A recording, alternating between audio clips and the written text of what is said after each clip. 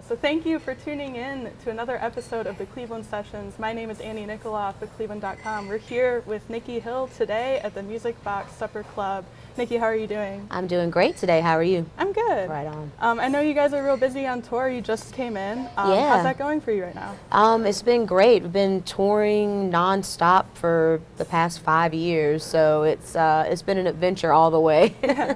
And I know this summer you've been hitting up these big blues festivals and outdoor summer concert series. Yeah. What's that been like? It's been a lot of fun. I mean, it's there's definitely a difference performing at festivals versus clubs, and I mean, I love both of them, so it's nice to try to get a good balance. But yeah, the summertime tends to lean towards festivals, which is it's always nice to be outside, hot and sweaty, and dancing with a bunch of people, and yeah.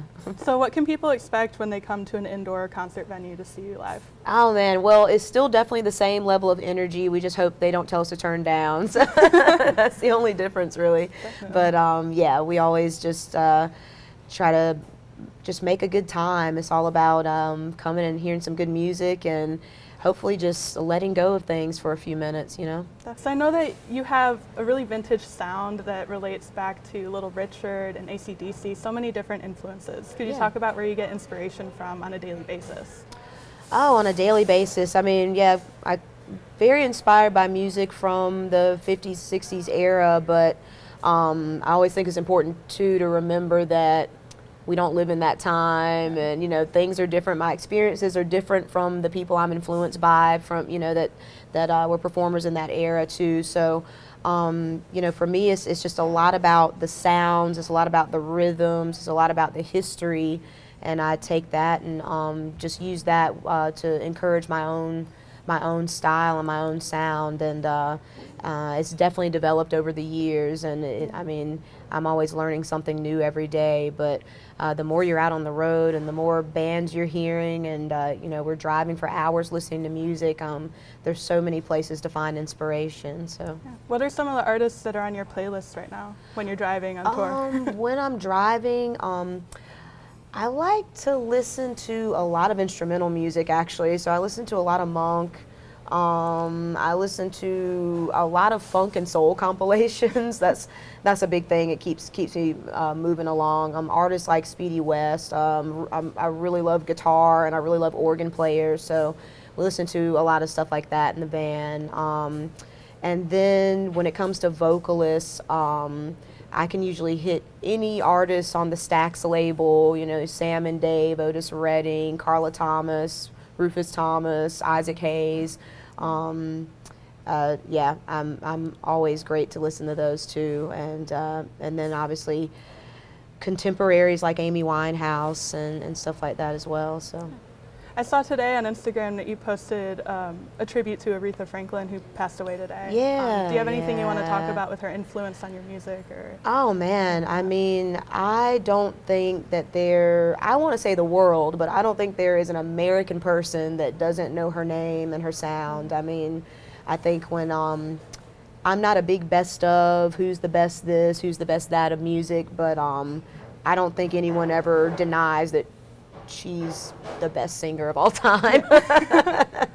When it comes to females in particular developing their voices, but I know it's for all musicians across the board. There's no way you don't pick up on her vibe and on her sound and her technique, and especially coming from a gospel background, when you hear people that come from the church and what they do to develop that into, you know, a soul or pop style sound. I mean, it's incredible. You know, it's a sad day, but at the same time, it's just so much gratitude to even exist at the same time as such a talented person, you know. Yeah. I actually read online that one of the first songs you sang with your husband was an Aretha Franklin song, and that kind of launched your solo career and like inspired you to work together for that. Yeah, we started off doing a lot of duos, and that was really just to eat.